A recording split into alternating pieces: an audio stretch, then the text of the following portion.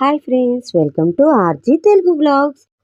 ఇప్పుడు summer season కాబట్టి మామిడికాయలు వస్తాయి కదా. ఈ మామిడికాయతో మామిడికాయ రొయ్యలు గుడ్డు కర్రీ చేశాను. సూపర్గా వచ్చింది.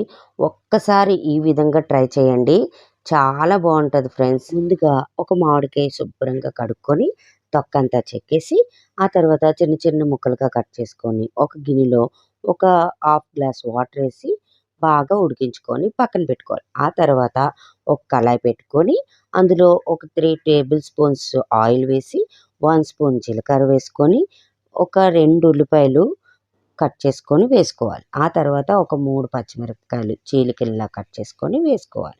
అవి బాగా ఫ్రై అయిన తర్వాత ముందుగా మనం పసుపు వేసి ఆయించుకున్న రొయ్యల్ని ఉల్లిపాయలు వేగుతున్న దాంట్లో వేసుకొని బాగా కలుపుకోవాలి.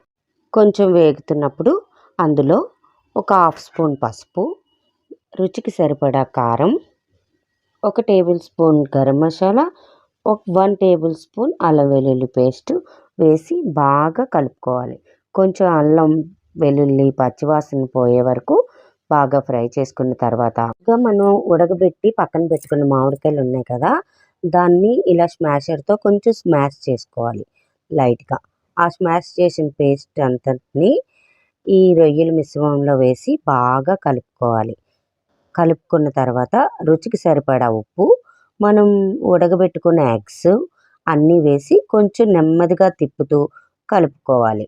ఆ తర్వాత ఒక హాఫ్ గ్లాస్ ఆఫ్ వాటర్ వేసి బాగా కలుపుకొని మూత పెట్టి మీడియం ఫ్లేమ్లో కొంచెం ఉడికించుకోవాలి.